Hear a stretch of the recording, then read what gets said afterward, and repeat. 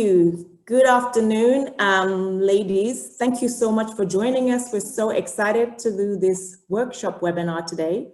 As technology has taken over our life with Zoom and everything else, we really want to experiment with the technology today. So we want you to bear with us. We're going to be doing breakaway rooms. We're going to be doing polls, and we really want you to participate. This is not just show up and listen webinar. We want you to really participate, bring your business to this. Shereen has great examples that she wants to share with you. So my name is Jean Chawapiwa. I'm the country director for WEConnect International in South Africa, based in sunny Joburg, although it's pretty cold at the moment. And we're really excited to bring you another webinar in the webinar series that we're doing for 2020. 2020 will go down in history as being a year that really tested our resilience and our resilience to bounce back.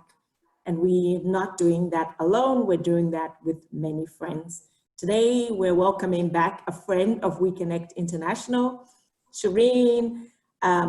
She was 13 years with Procter & Gamble, and while there, the last 3-4 years, she was a representative for WEConnect International. So I know her very well.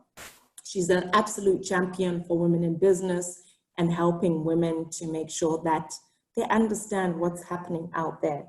So today's workshop, she's going to talk us through some of the thinking that goes on within the corporates, but bring it to your business. As I said, this is a workshop where we want you to have pen and paper aside. We want you to really participate. Shereen has 13 years of experience with purchasing across Middle East and Africa, across different spend pools and across different countries. I know she has 2 slides to introduce herself, so I'm going to let her do exactly that. We've got most of you muted. We'd really like you to stay muted unless we've asked you to unmute so that we can minimize the interruptions. There's a chat box. If you've got questions, you want to interact with us, please type into the chat box, which is at the bottom of your screen. As I said, we've got a number of polls, and we'd really like you to participate in the polls, and we'll share the results soon after. So that's it for me. Shereen, over to you. Thank you, Jean. Hi, everyone. I can't see any faces, so I won't be able to say if I see any familiar faces, but I'm sure there are a few. All right, so before I just get into introducing myself, maybe we just give you a quick idea of how the agenda is planned for today. So we're gonna spend the first 10 minutes, just doing the introductions. Thank you, Jean, you've already done. I'll do my part on that. And then I'll just give you an idea of what we call a buying strategy, right? So from a point of view of corporates, things that we look at for how corporates usually look at buying or procurement. We then put you in breakout rooms. So that will be managed by Vanessa. You'll find yourselves in the breakout room, so you don't need to worry about that. We'll give you 10 minutes. I'll share the instructions for what you need to do in the breakout when we get through the slides. And then when you come back from the breakout rooms, our plan is that we're going to have actually take your examples, and that's where the interaction and the whole idea of the workshop is going to come in, okay? And we close in towards the end with 10 minutes of Q&A.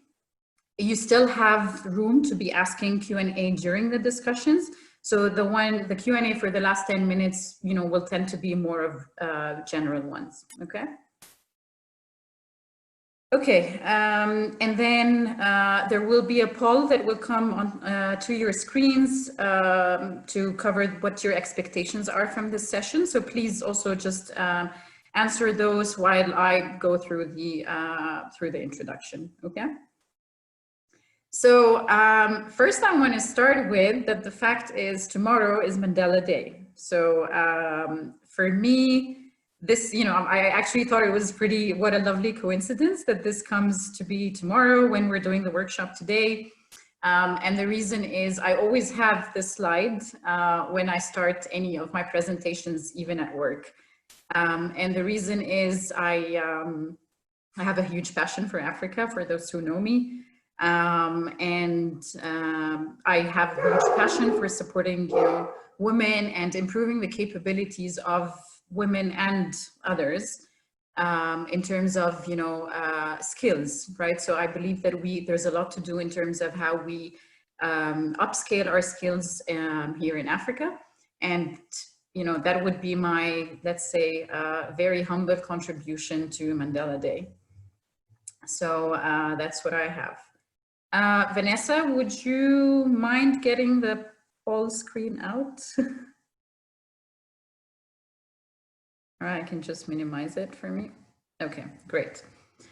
Okay, so more about myself. Okay. All right, so as Jean had mentioned, I have worked with Procter & Gamble for the past 13 years, all in procurement. I'm currently with McCain. It's going to be 1 year at the end of July, actually, and I'm handling global procurement lead. So it's really more engagement on a global level. And I am from Egypt, for those who don't know, or who haven't figured out the accent. I always get that question. So in terms of my experience in procurement, just to also give you an idea, so that when the when the questions come up, if you guys feel that this is any relevant, so I have bought packaging, so many kinds of subcategories of packaging.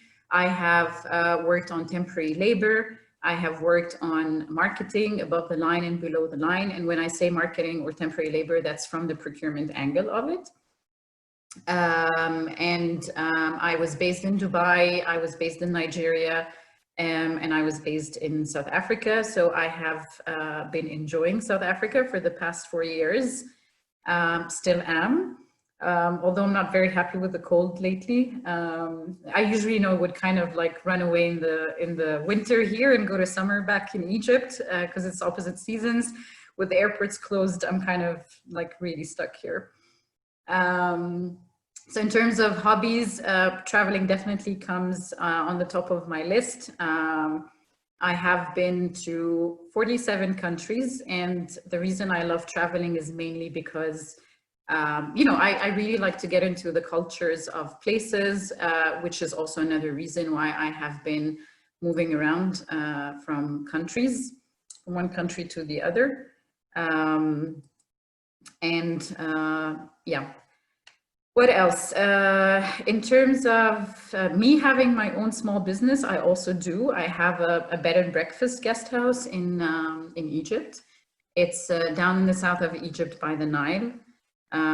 So yeah, so I share what you guys also feel about, kind of compared to corporates, what would relatively be a small business, right? Okay, so that is pretty much on my side. You guys can drop questions if you want to know anything more, okay? All right, so these are very simply the two fundamentals of any business, right? It is knowing yourself and knowing your customer, right? So today we had mentioned that we want to look at the buying and selling strategy. In today's workshop, it's really going to be more on the buying strategy, which is all focused around knowing yourself, okay? So why is it important to know yourself, and how do corporates look at that, right? So how do corporates look at a buying process? In most of the big corporates, you will find that there are actually dedicated procurement teams to cover, what the business wants to buy. Why is that so important, right? Why don't we say that a marketing person can buy their own media, or why do we say that freight and logistics person would, buy the freight and logistics, or a technical engineer would go and buy the equipment that they buy? It's very simple. The reason is you want to have people who have the level of expertise and the focus, right? So Doesn't mean that marketing people wouldn't know how to negotiate, or a technical engineer, but their area of expertise remains within marketing or the technical perspective, right? And the area of expertise of not just negotiating, because we shouldn't just kind of minimize the role of what procurement does into only negotiations. There's way more, and we will talk about that. So mainly what procurement does is it is really, really one of the big engines of driving savings for a company. And why are the savings important? Is because it really affects your bottom line.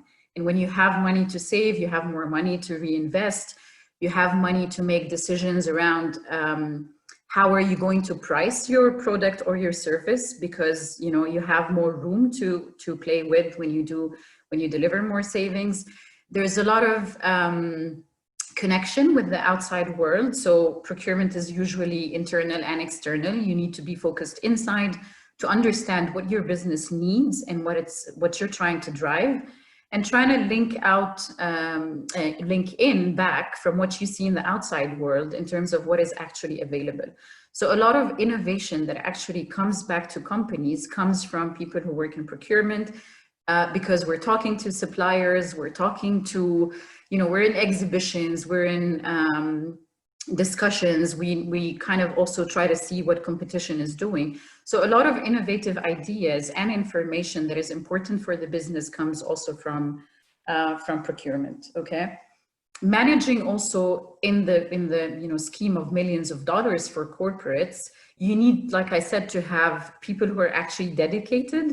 They understand the market and they understand what they're actually buying. So there's a lot of, upscaling of skills and capabilities that also needs to come in there. You'll find that most corporates would also kind of split their procurement focus on subcategories, right? Depending on what is meaningful for them and what is big, right? So if right now we're in a food industry, you would be looking at very different categories than what would be if we're manufacturing diapers and pads, right? So there's a completely different area of expertise that comes in terms of understanding those markets. The main skills of how you do the process and the questions you ask yourself kind of remain the same, which is what we're going to look at today, because that kind of goes for any business. However, the detailed then understanding of what you're buying depends on what you're buying, basically. Okay. So what is very important, and I always remind myself of that when people also talk about negotiation skills. Negotiation without knowledge is very weak. If I go on a table and I don't know somehow as much as what my supplier knows, in terms of like the market and so on, then I will definitely be in a weaker position. Okay. So understanding your spend and how much money you're spending on what is important. Understanding who your important suppliers are is very important, because there's a lot of also ideas that come behind that, and a lot of investment in terms of time and effort and supply relationship management and so on, because these things really do drive results, be it savings, be it collaborative ideas that you work on, also to drive efficiencies and savings and so on. So it's very important to also understand who your, what your supply base looks like.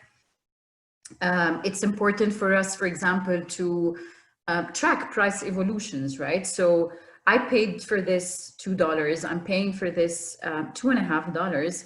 Why, right? Is there a valid justification for the reason that I'm buying now $2.50? Or should it be 2.3? So yes, maybe there's a reason for an increase because of how the market is, but is this increase actually even justifiable or not, right? So these are also things that we want to be looking at. It's also, when I was saying it's important for you to understand what you're buying, don't be ashamed to go to and visit your supplier. Go and understand the product that you're buying, right? So for example, I'm currently involved somehow in buying equipment, right? Machinery for a new plant that we're opening in Brazil. Do I know much about equipment? No, I don't. I have not bought equipment before. So one of the first things that I'm trying to do right now is actually, of course, when we can travel again, will be to go and visit that supplier and see the actual machinery. When I used to buy packaging, I went for many supplier visits to actually go and understand what is the process of actually them producing this package. What are the processes? Where are the bottlenecks? Where are the opportunities of something that we can actually do better in that process together, so it can, you know, reflect positively on us in terms of costing. We would go with in collaboration with the technical people, and we would go, you know, grab other packages from the shelves, do a research and try to understand, oh, you know what, we're doing a thickness of X microns. Our competition is doing a thickness of Y micron. Why? You know, is it an opportunity for us? Is that going to make our product look better, worse, cheaper? Like, what is also the perception? And then marketing people get involved as well, you know, but this is the kind of information that we go and seek. That's how far you go in terms of trying to understand your product, right? So depending on how important that product is, I would urge you to actually, you know, try to get more understanding from it. Suppliers usually should be open to share such kind of information with you, because it's in everyone's benefit, right? And, you know, if a supplier becomes very fearful for you to kind of understand this information, it raises question marks, right? Like, what are they trying to hide? Is there something that you're not supposed to know? Because it should be, if you find opportunities that are actually helpful in terms of costing and efficiency, it helps both of you, right? It's going to drop their costs, their production costs as well. So try to get also into that kind of relationships with suppliers. I'm not saying it works with every supplier, and I'm not saying it works in every product, right? So in the grand scheme of things, I wouldn't go and build that much of a relationship with someone I buy, pens for the office from. Again, because it's what is important for your business, right? So the pens might be something big in your business. It's not in our case. So that's how we also set the priority of what we're going to be focusing on, right? Other things that we would, as corporates also look at is, and I want you to try to, when I say the corporates, try to see how that links with you for your own business, because you're a buyer as well, right? So see yourself today as both a buyer and a seller. Okay, I think that's what's important in today's session, is that you try to kind of pull on and off the hat of you being a buyer and you being a seller, so that the examples that I'm giving you in terms of how corporates look at it from a buying angle is what you need to do as well in your buying process, right? So things that we look at as well is understanding the market. Am I buying something that's a commodity? Am I buying something that's a specialty, right?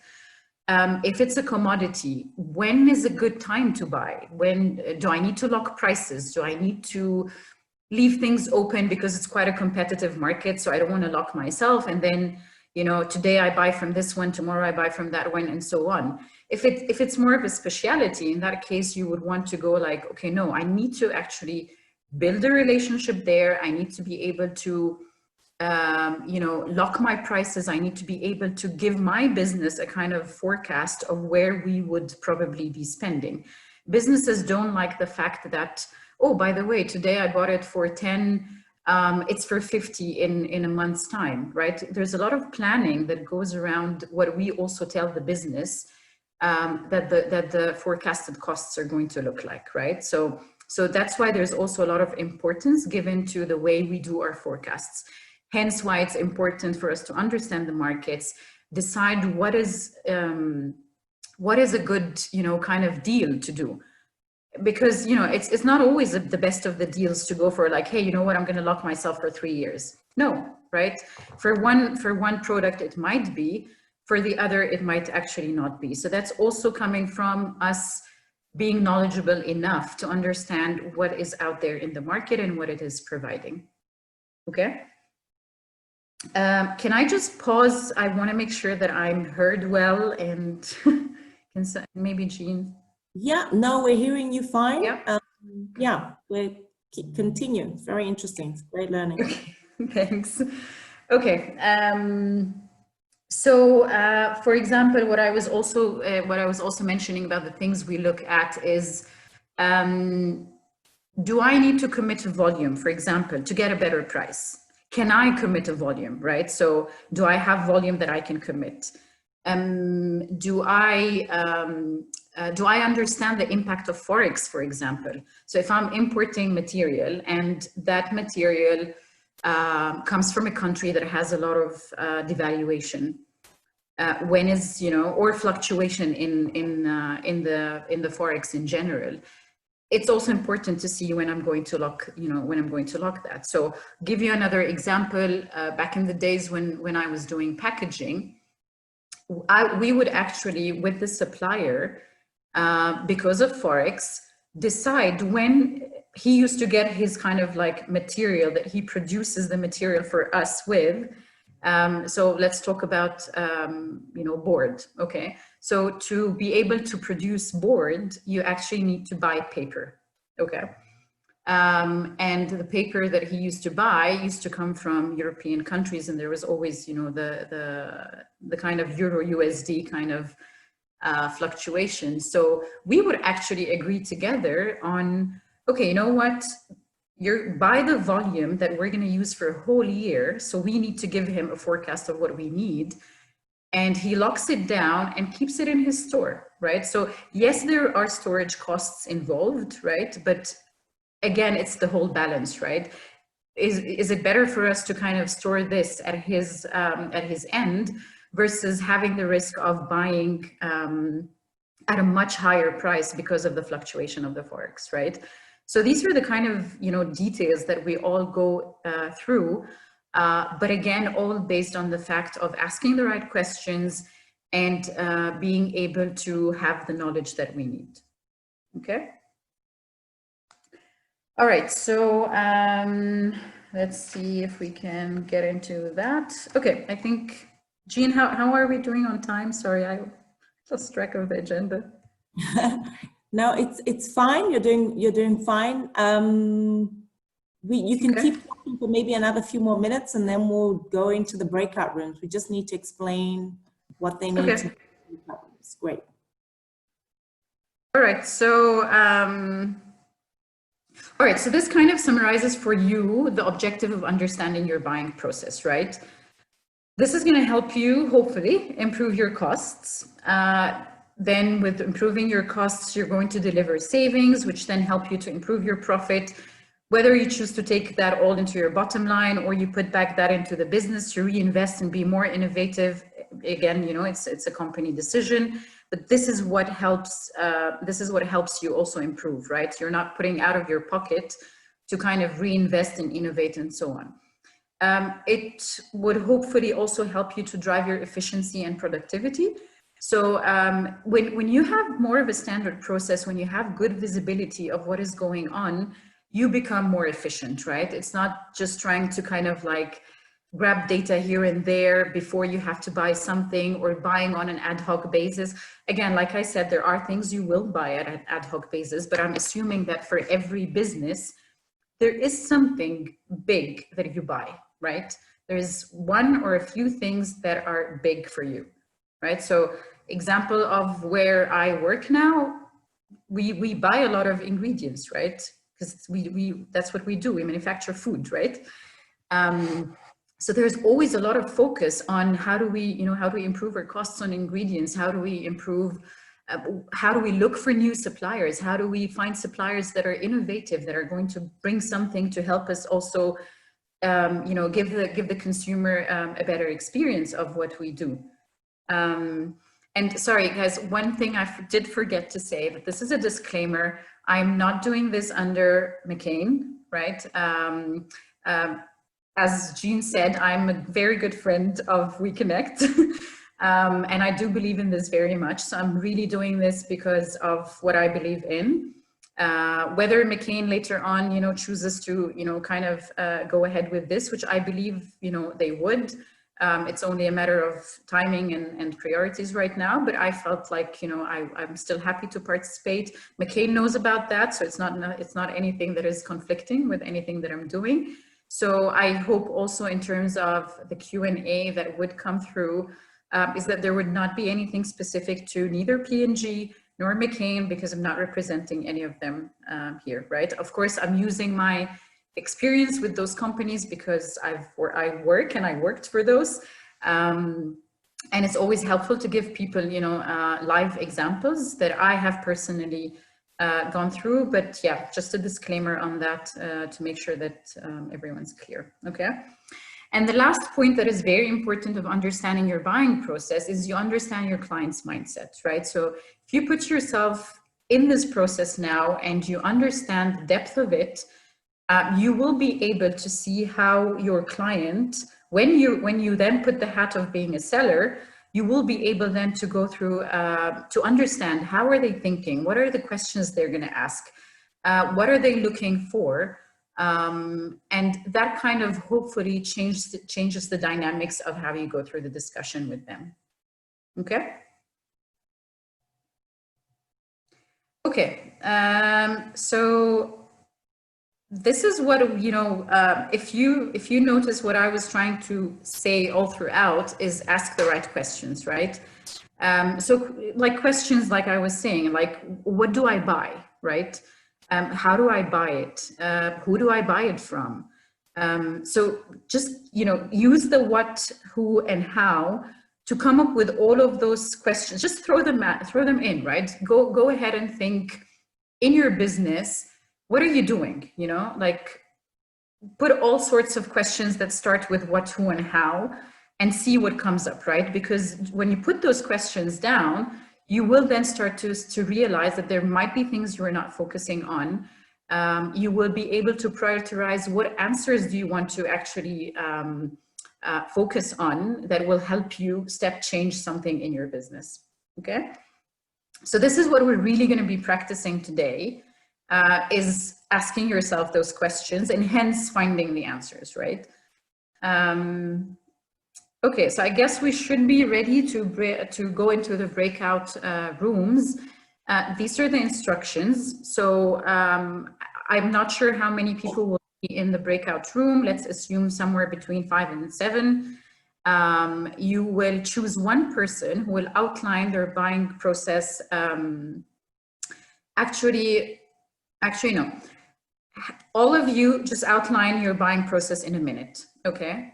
Then between yourselves, choose one person who is going to represent the group to discuss this buying process, okay?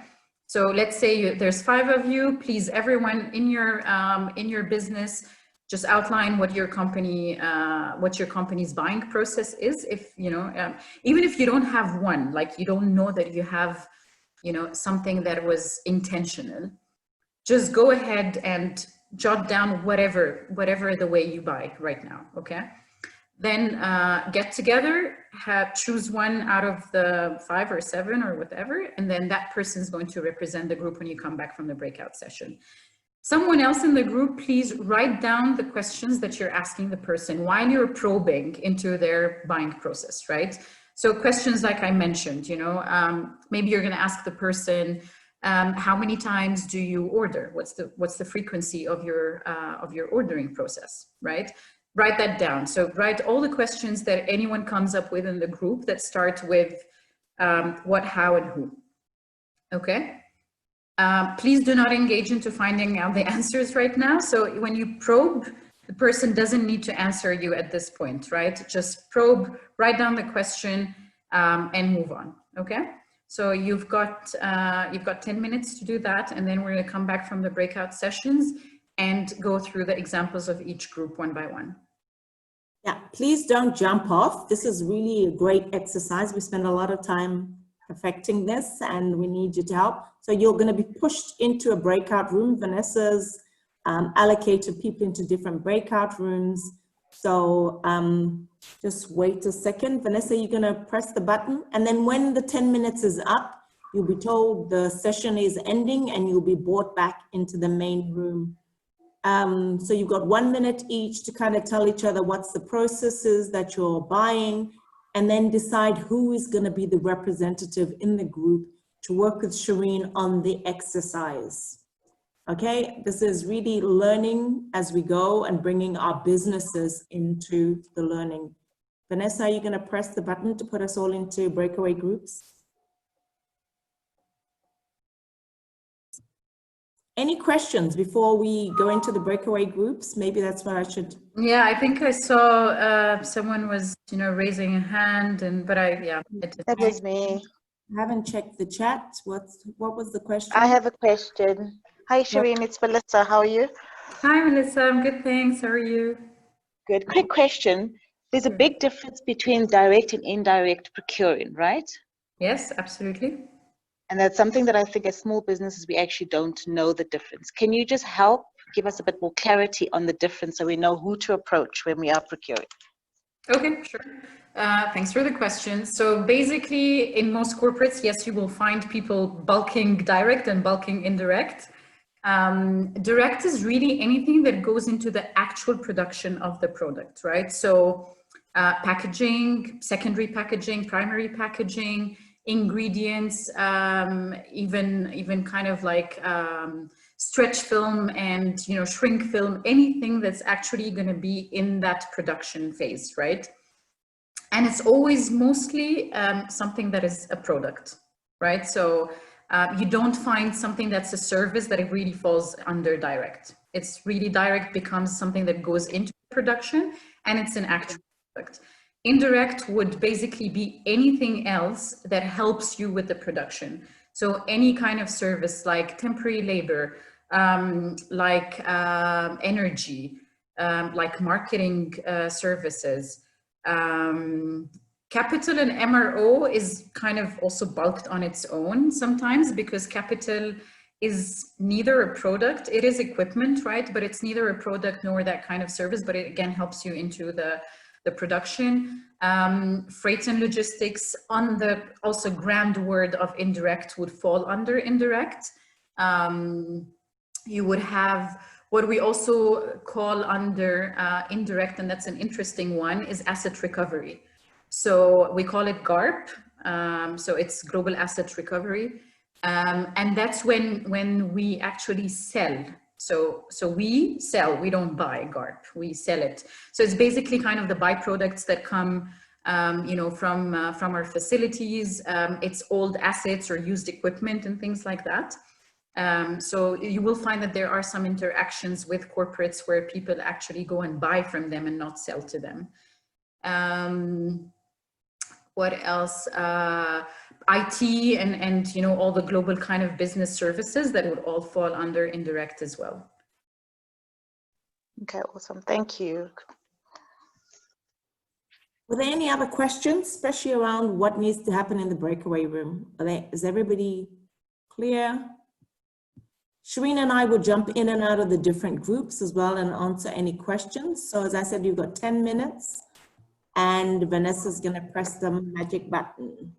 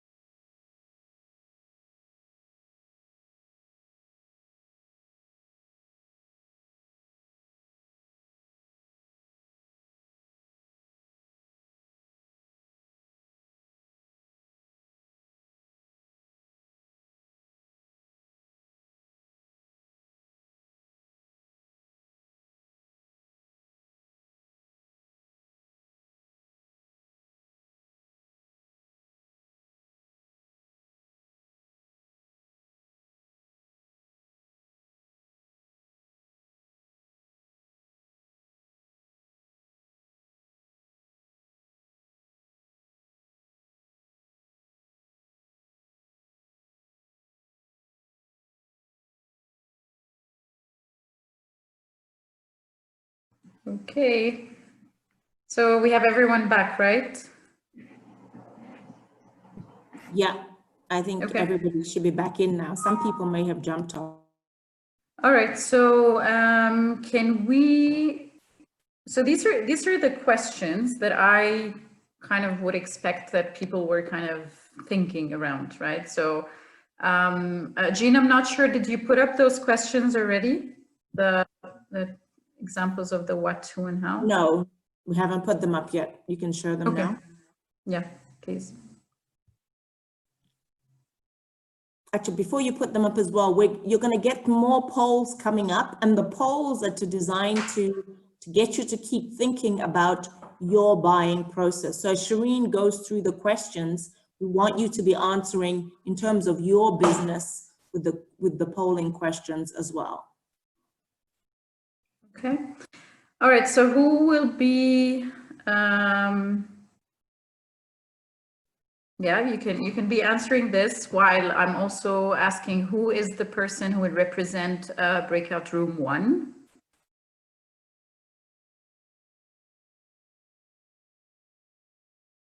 I'm not sure everyone knows what breakout room they were in. So I know, maybe let's start with Shahima's group. I don't know what group that was.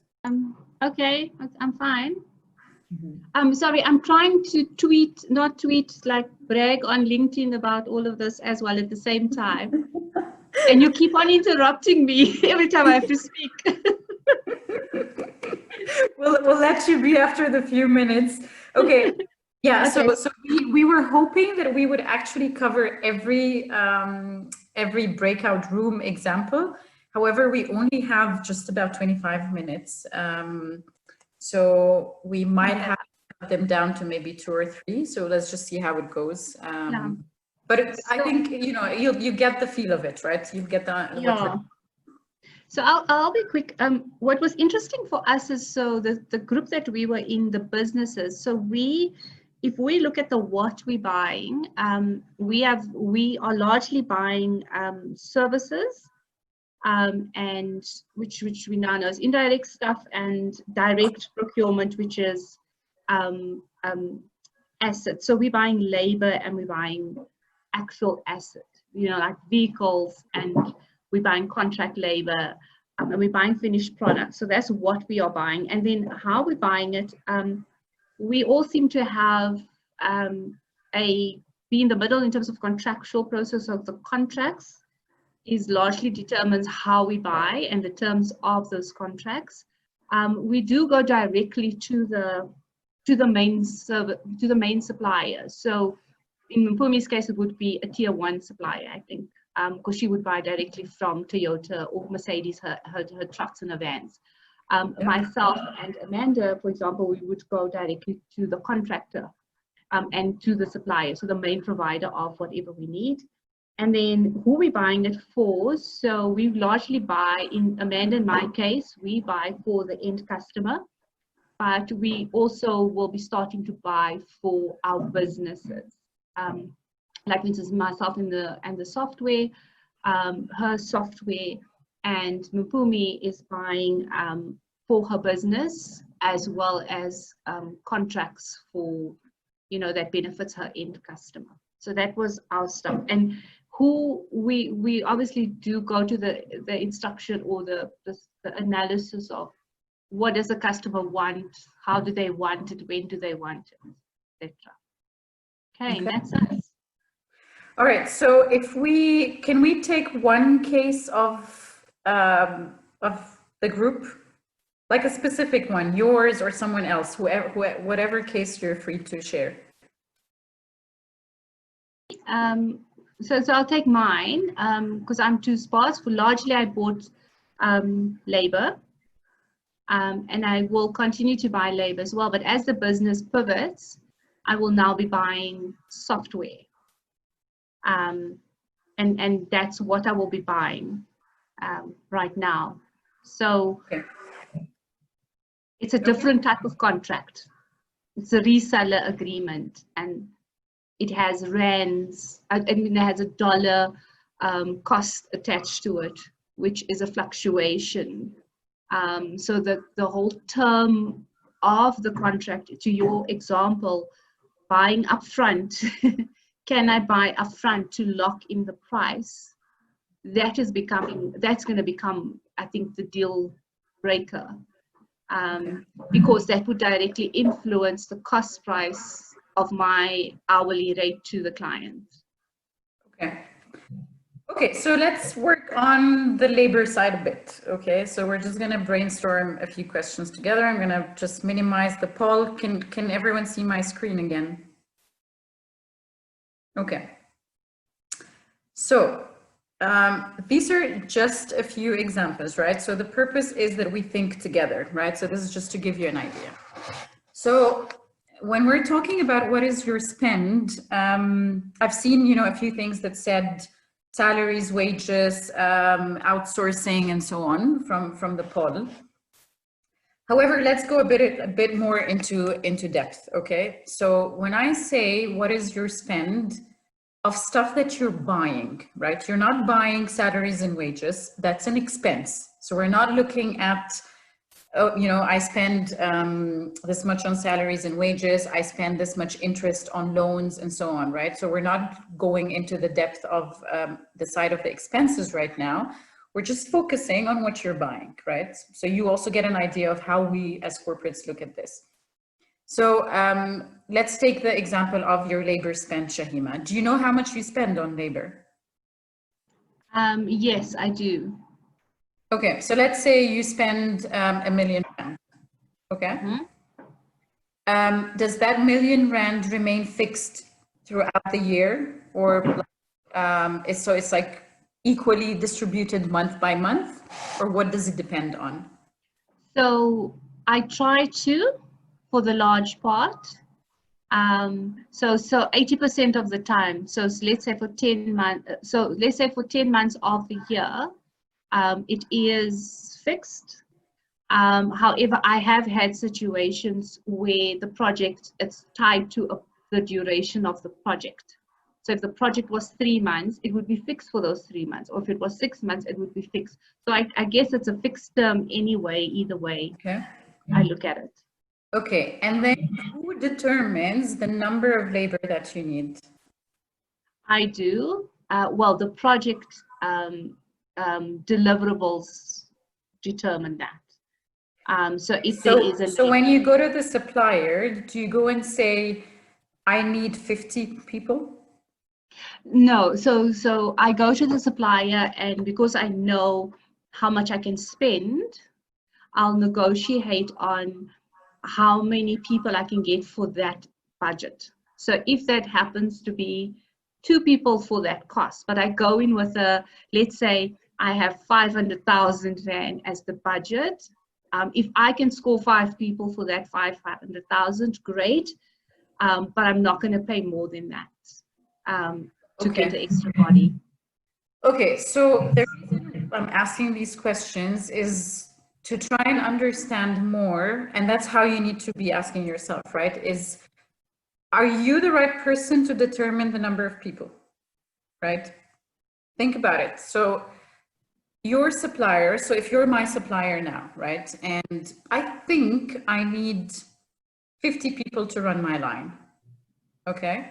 I'm not the expert, right? Neither are the people always in the plant. So it's always good to go to the supplier, go to many suppliers, right? And try to understand what is the recommended number of people to do this job. Okay. Then you have a few things to consider there. Your line working at the same capacity every day. Do I need those 50 people day in, day out? The answer is probably no. There are days when 45 will be working and 5 will probably not be needed there. So that's a cost opportunity because you are actually paying for more than you might need. So in that case, what you might try to think about is, okay, I know I never need less than 35. So I'm going to always keep a fixed parameter of 35 people. That's the money I'm going to pay every month. And then I will keep a variable side of the payment to say, hey, you know what? The others are plus or minus. I will only pay for whoever I need. So if I wanted 39, you're just going to give me an extra cost for those 4 people. Okay. Another way that people think about in labor is to try and do the costing based on the output, right? So I need you to pack 100 packs for me on the line. You bring 10 people, you bring 60, I don't care.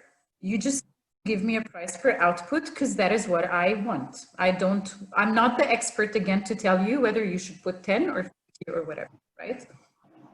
So these are just examples of asking yourself those questions, right? What is my line capacity? How is my line producing every day? So again, it's the what, how, and who, right? And then who is the best supplier to give me this? Is it someone who works on an output model?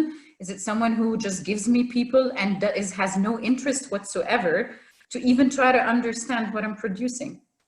Right? But it's also part of what the corporates ask for, right? If I go very specifically, and in that case, it's you, because you're procuring the service for yourself, right? So in that case, you would go and say, am I the right person to say how many people I need, right? If you choose that, you know what, you're going to be the person who decides that, then it's fine. But you might be kind of losing on some ideas that the expert, who is the supplier, can come up with, right? So this is, for example, some kind of thinking around labor, right? Again, for example, do you understand what the cost structure of your supplier is? So there's labor costs, right? What kind of benefits is that supplier giving, the labor? Is he giving you a reasonable labor cost or not? So if you know that the minimum wage of the country is X, right? And then you find a cost is like 10X. Does it make sense to you or not, right? So this is why we were talking about the second question here, which says, what constitutes your cost structure? What is the highest contributor? So for you, when you're buying labor, the highest contributor is the wage of the person themselves, right? Can you do anything around that? Probably not, right? So what are the other areas that you can then, play around with and understand so that you can do something to reduce your cost? So if I'm buying flexible packaging, for example, okay? The main contributor of my flexible packaging is the resin cost, right? Because that's what they make flexible packaging from. Can I do much on resin prices? Maybe in some cases. If I have a very big volume, I can actually go and make a deal with the tier 2, with like the second level. So we call that second level buying, where I would actually go and negotiate good resin deals that my supplier then buys based on, produces the flexible packaging, and then gives it back to me, right? So I've kind of interfered where the biggest structure is, right? If I'm doing 10 colors of printing on my packaging, right? If I went and visited the supplier, I would understand the capacity of their, of how many colors can they print in one go. Let's say their maximum color of the equipment is 7 colors. So you're actually asking them to run twice to give you the 10 colors, right? In some cases, you can actually go back to your business and say, guys, do we really need the other 3 colors? Like this is driving our cost to be like X percentage more, just because the supplier has to go through an extra phase. Is it worth it? No, it's not. Okay. All right. So let's stop. Can I just ask a question there? I just want to maybe, and it's maybe to the benefit for everyone else. So when I started the business, so specifically to the labor, and knowing that I needed to build a supply chain of contractors, I started putting together a spreadsheet, right? So to keep track of what am I buying in terms of labor, the quality of the thing. So after each job, I would get feedback from the customer in terms of were they happy or not. So I kind of have a a matrix of, okay, this is more or less how much this is top rate that I can pay if I want it in twice the time, for example, and this is the person that I know, so that would be my tier 1 supplier, right? And then these are my tier 2 and other suppliers. These are my ad hoc type of services that I'm buying for. And so this is more or less the cost structure that I am willing to pay. And then based on that then inputs my hour rate that I'm charging the customer. So, and I mean, I've been doing this for 3 years, so I have an idea. Because I think what we forget in supply and demand, like COVID has now shown us, if there's an emergency, your most trusted supplier might not be able to help you. So then what? Who next in line can do as good a job? Because I have an end client, like we all have, that needs to be kept satisfied. Otherwise, I don't get paid. Shereen? So keeping a scorecard, I think it's what it's called. Yes. Yeah. Good. We've got 20 minutes left. I just want to run to 2 more. Can I just get from the other groups? I know one group had Malibongwe, and then another group had Sagre. Who did the other groups have? I just wanted us to do a very different type of example. Can someone come and tell us quickly? Yeah, we can move to the second example. Hello, one of the other groups. Can somebody tell me? So our group, hi, it's Sagri. Our group actually buys raw materials. Okay, so let's go with your group next. Let's go with your group next for the raw material. So, hi, I'm Sagri Singh. I own a company called Purple Rain. We manufacture marketing products. So we get orders, say, for a billboard. So we would have to order PVC. So we generally have agreements upfront with our suppliers regarding costs or pricing, because we would know how much we would spend for the year and we would perhaps negotiate a price. But we buy just in time. We're an SMME, so we can't really afford to carry stock. And so when we get a billboard order, we would order as much PVC as we require for that particular billboard. Okay, so first couple of questions. So when you say you have an upfront contract, but you buy as per the need, do you? Well, not necessarily a formalized contract, but we have relationships. Okay. So yeah. So when you buy, I understand you don't keep stock, so you buy as per the need. But do you buy at a different rate every time, or do you buy for the same rate that you've negotiated a while ago? It will vary. So there are. So we have, like, so we've got a contract with Coca-Cola. So we have Palram, which supplies us with the Chromadeck. Because we have a contract up front, Coca-Cola has given us a minimum like orders or a guideline, not necessarily minimum orders, but guidelines.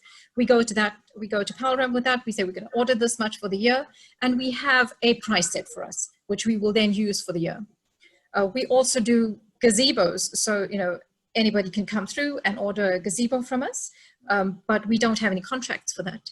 So in that case, we could pay, 1,500 for a gazebo mechanism today.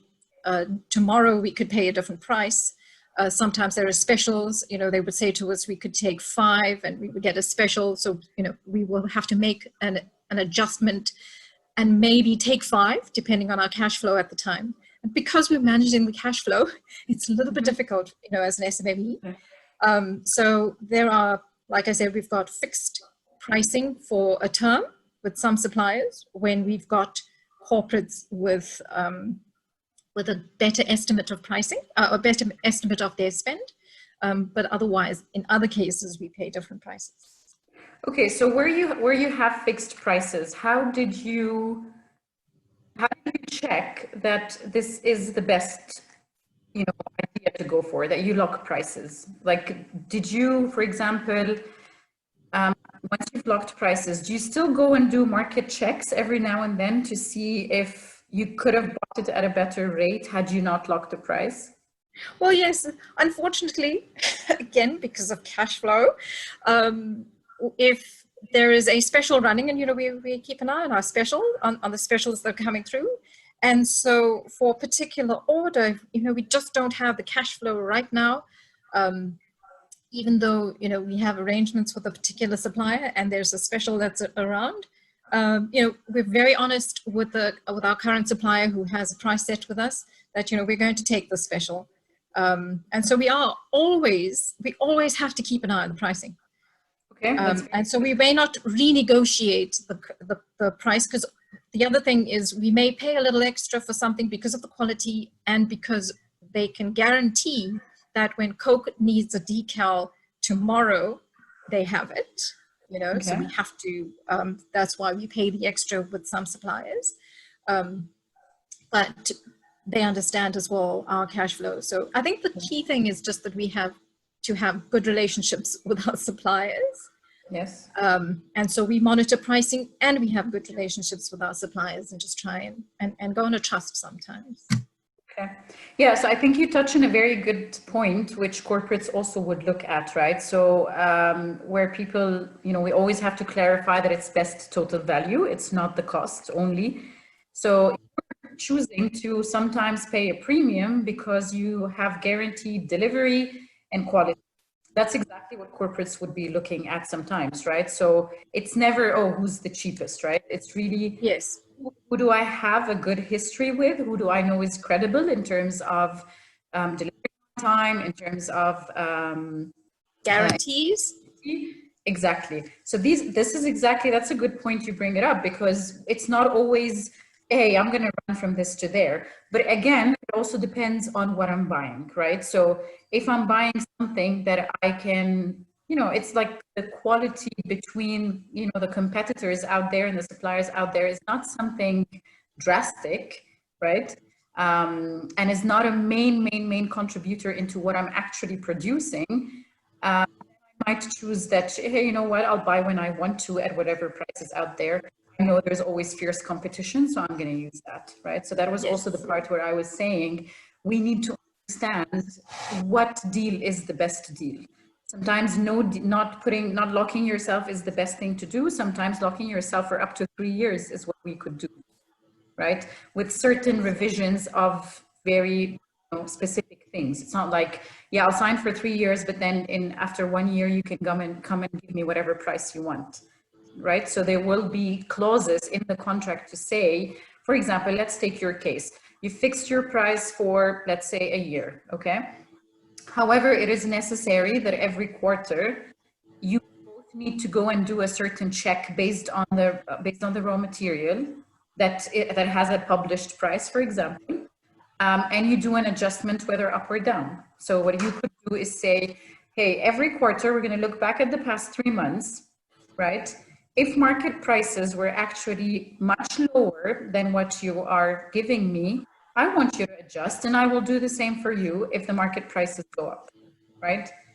What people do moreover as well when it comes to prices going up is they put also a ceiling, right? So I would say, I'm ready, if market prices go up by 7%, I'll only give you 5%. Right. So, and then, or I would say anything above 5% is I would give you. So it kind of like really differs, right? Again, it also depends on the market that you're buying from. Okay. So just to give here like a few ideas of the questions we were talking about. So important to understand, are you buying locally or you're importing? Importing has a lot of other costs that come with it, yes. Right? Choosing to import, you have to understand the customs that you're going to pay, right? The customs and the taxes. You have to understand the delivery time. You have to understand the freight and logistics cost of doing that, right? Sometimes we don't have any other option but to import, right? But a lot of things that corporates try to do is also see how they can localize, right? You could do the same. If you're buying something that always becomes imported, can you and, you know, sometimes even going as far as investing with certain suppliers to bring this locally into your country. We've done, a lot of corporates have done that, right? We would be importing certain things, and then we would actually get into an agreement with a supplier to say, hey, why don't you invest into this? There's a lot of commitments that come in place in terms of business and volume and so on. But again, on the long run, we actually know that the cost of manufacturing is going to be much better, right? Yeah. We also have, I mean, even though we buy everything local, we don't actually import ourselves. We also have to be very cognizant of, you know, the cost of import, because the product is imported anyway by the supplier. Yes. Yeah, so I also wanted to mention that part, which is we do what we call, not everyone does, but like it's something that it can be done, is what we do. It's called a should cost model, right? So you kind of say, like I was talking with Shahima, but I didn't say the name of it. Talking about labor, right? So she knows what the minimum wage is. You can guess what the insurance and the benefits and the coverage and all that stuff could be. Kind of guess what a normal temp labor company could put in as a profit. And then you have an expectation of what the price should be, right? So that's why we call it the should cost model. So you kind of build with your knowledge, what do you think the price that the supplier should give you? So you're not kind of like completely, surprised by a price that you don't even know whether it makes sense or not, right? So that's one of the important things. So even when I'm talking about importing, we do a lot of sourcing studies in terms of who is the best one to import from, right? It's not just the price at their end, it's actually the price of the landing cost that I would get, right? So that also plays a huge role in deciding where's the best place I can buy from. On the leveraging piece, so one of the things, we even big corporates miss out a lot of the time is you would be buying in different countries from the same supplier, right? And then everyone is negotiating separately. So these people are talking their volumes, these people are talking their volumes, the other ones are talking their volumes, different payment terms, different, cost, like X works cost. And then you're like, okay, you would see a lot of advantage when you bring in all the volumes together, because now you're speaking with a bigger volume, a leverage to the supplier to say, hey, instead of this one negotiating with 10,000 tons with you, we're actually going to be talking 50,000 tons, right? You could do that with non-competitors of you, So, I mean, like corporates also look at that. It's like, okay, I can't go and say with Nestle, hey, let's buy something, because we're also trying to buy better than each other, because that helps the bottom line of the company, right? But I can go to, I don't know, I can go to Accenture maybe and say, hey, there's something that we are all buying. Why don't we buy together? That's, by the way, what media agencies do. So what media agencies do is they get the volumes of all their clients, and then they go and they negotiate with the TV stations with that volume, right? Because they're getting as much volume as they can from all their clients, which is an advantage for everyone. Okay. Okay, Jean, do we have time for? I don't think so. We've got like 6 minutes left, and I wondered if you just want to see if there's anyone who has any questions, and then maybe just quickly go through all 3 slides to make sure everyone has an understanding of all 3 slides. If anyone has any, is anyone who has any questions, because we are going to run out of time, unfortunately.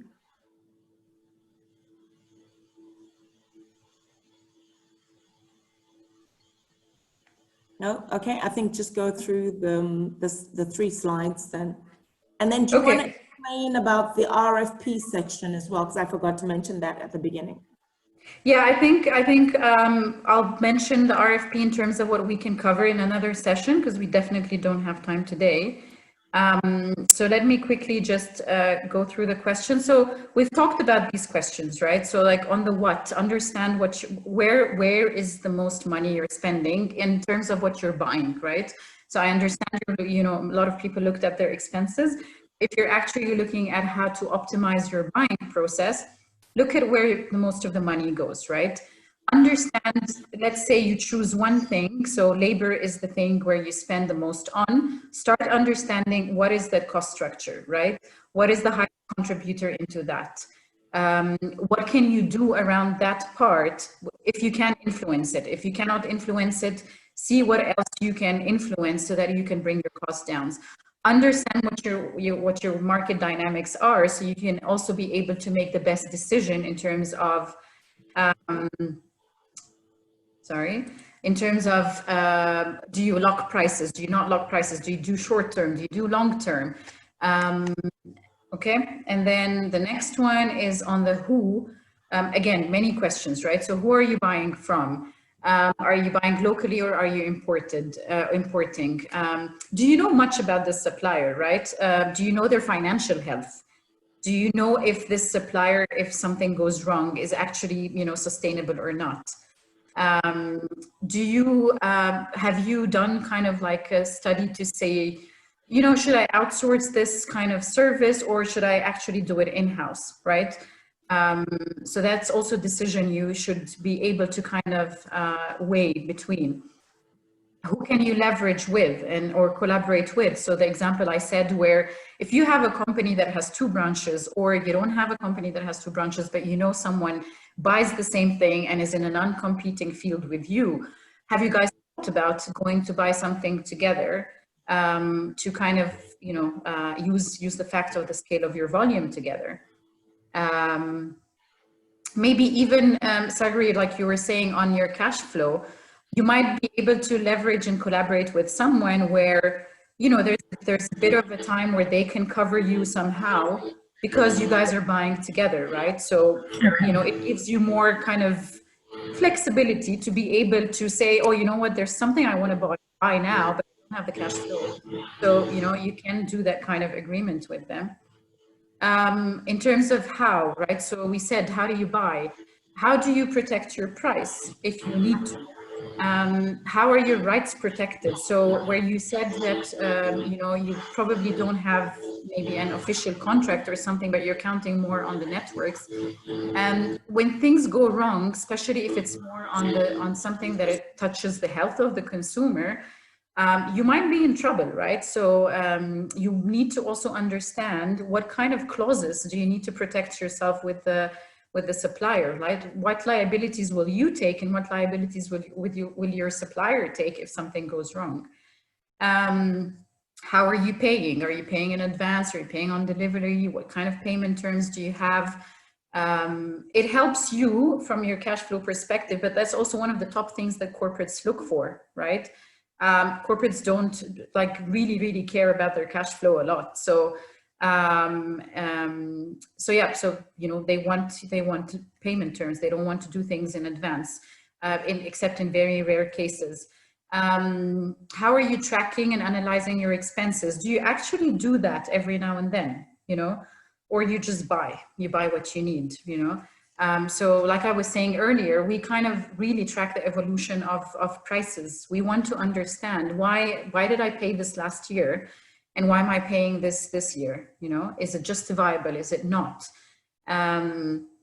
How frequently do you order, right? So that's also, like, for example, that's one of the big things that we have found to be a good generator of savings, which is, you know, we would look at, for example, some of the plants ordering spare parts, right? And you would find that they're ordering the same spare part, like, I don't know, like 20 times a month.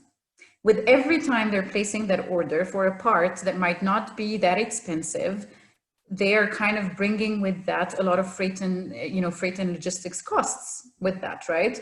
So once we said, okay, guys, let's look at your planning process. So we went and we analyzed all the data and we said, listen, you're buying this exact same part, you know, 10 times.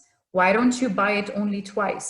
We can store, it's not a big part. We can actually keep the storage, but because people sometimes don't think about that. They think, you know what, I order it, the supplier brings it the next day, that's all I care about, you know? But then you go and you're like, yeah, but every time the supplier delivers it to you, there's a delivery cost associated with that. If you actually cut down your, and start planning your ordering process in a better way, you will actually, you know, be able to cut down some costs. So these are all the things that we, you know, you can find opportunity in when you ask yourself the right questions. And these are only very few questions, right? Like there's so many that can come up. Yes, I see your hand is up. Yeah. Okay, it's just that, you know, it's firstly from an analysis perspective, sometimes you only get to do it, you know, once a year. And it's just because, you know, we're chasing our tail during the year. And we don't have that, you know, we don't often have a chance to look back. And then from, you know, we buy just in time. We would love to buy bulk. But in order for us to buy bulk, it means our clients need to give us some better guidance or commitments for purchasing. So even when we're working with corporates, we often ask them for, you know, an estimated spend for the year or a committed spend for the year. I mean, we're not talking about a guaranteed commitment, but if you give us an indication, yes, it does help us. Like we in our sorry about that, but in our we have a contract with Coke, and because we have the contract, it's easier for us to negotiate with suppliers. Right. Sorry, and that's a very fair request, and I think where you kind of start seeing, you know, the difficulty in getting those kind of estimates. It's money talks, right? So try to make people understand what advantage they can get in their costs if they're able to actually give you an indication, right? So you might be actually in that case say, listen, I can actually bring you another 5%, you know, reduction in cost if you actually come back to me and tell me, here's my forecast, because that enables me to also lock certain costs that I need to. Right? So yeah. Give that indication, right? Because in the end, and that's more RFP side that we were going to talk about it, but it's really the value that your supplier brings to you is very important, right? It's what makes you possibly one over the other. Okay. So Jean, do I still run through the just the idea of what the RFP will cover? Yeah, I think you can just quickly say what it's going to cover. I think we've come to 2:32 already. We've got one more to go up, which is up now. I think people are filling it in. But if you just quickly cover it, and then we can always communicate the dates for it. Okay, so basically what we want to do on the RFP is we're just going to tell you what you should look and ask for in RFPs, right? So even if the corporate is not giving you that information, it's very important that you ask for that information, because it's going to come up one way or the other, okay? So we're going to go through like the scope of work, the process, the agreement types, the payment terms, if qualification is needed or not. And then we're actually going to take you through a case study where we'll tell you, like, here's a brief. What is missing in this brief? How do you, what more information do you actually need to be able to give a good proposal back to the business? So we'll show you again what an ideal brief would look like, take you through the case study. You'll need to, you know, we'll think together, and then we'll take you through why we would choose one supplier over the other. And it's quite a detailed process of what do we actually look for as corporates. Okay. Thank you, Shereen. That's really amazing. Thank you to everybody who joined. Time just flew by. So yes, I'm like, what? I know, the time really just flew by. We were experimenting in terms of the breakaway rooms and the session. So thank you for everybody who stayed the course. I think some people were confused and left, but that's okay. We're going to continue to experiment. So thank you so much, Shereen. We really appreciate your time and your effort to do this. We look forward to the second session.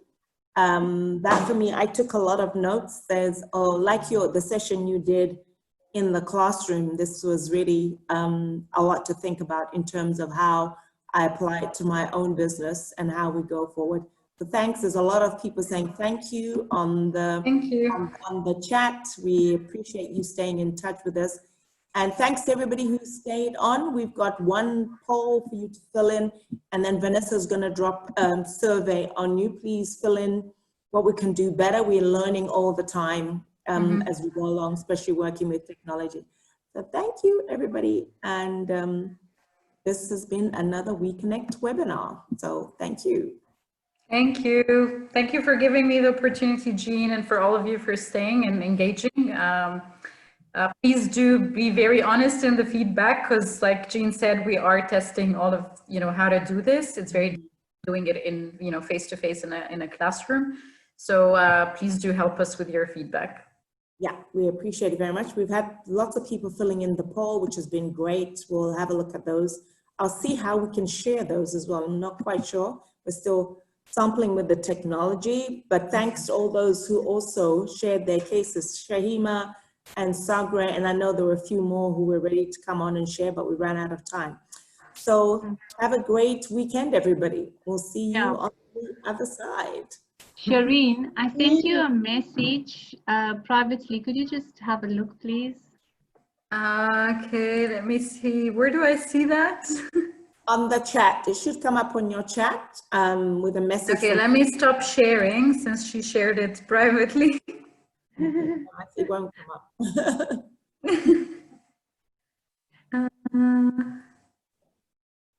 Shahima. You can think about it and let me know. It's not for now. You don't have to answer me now. Okay, I'm just trying to find it actually, but. Okay, Vanessa, will you stop the recording, please? Thank you.